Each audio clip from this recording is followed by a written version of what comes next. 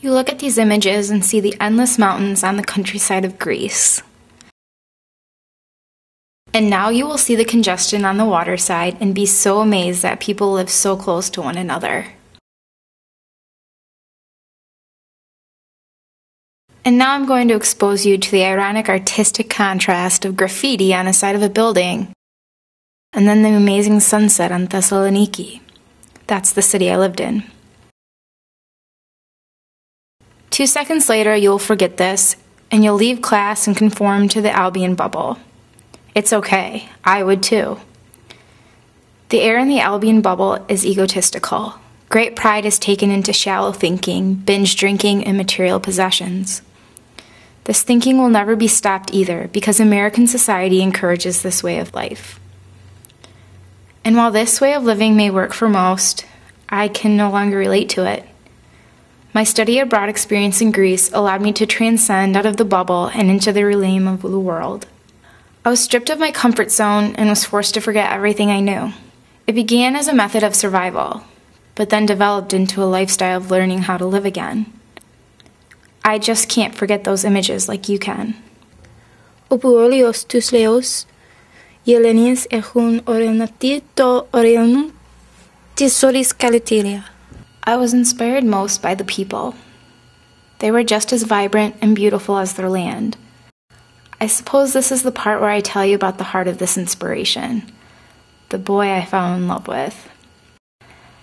This is an uncomfortable topic because it appears to many that I fell victim to infatuation. It's a topic I always refrain from talking about. His name is Ioannis in Greek, but I call him Johnny to keep it simple. So what's this called? What's it called? The boardwalk. What's the Greek name? Paralia. Paralia. That's Megas Alexander. What's that? Great Alexander. His lifestyle opened my eyes to many things, the most important one being the value of family.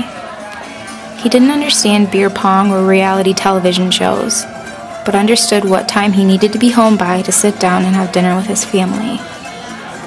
I envied the Greeks so much for their foundation and family. They taught me how to make time and enjoy the important things in life that I often overlooked. John not only opened my eyes up to this, but also to real Greek cuisine. This is bougatsa, a cream-filled delight specific to Thessaloniki.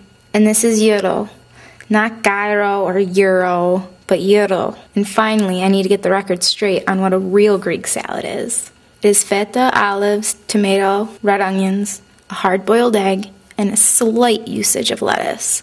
Don't let any other pizza chain fool you otherwise. Ότι είναι το μυαλό και η καρδιά, στον ανθρωπίο είναι η λάσχη των ανθρωπότητα. They consider football a second religion. You bleed your team's colors.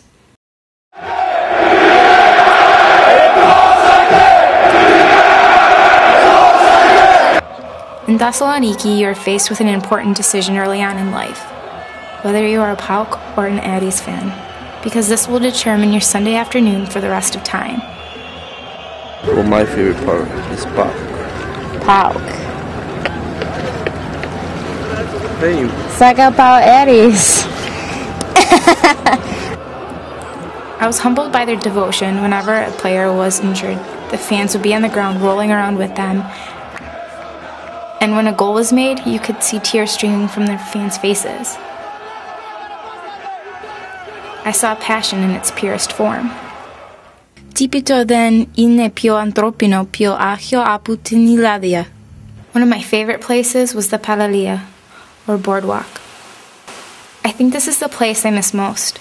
I was finally at peace with myself as I listened to the waves roll in and out with hints of Greek conversation passing behind me.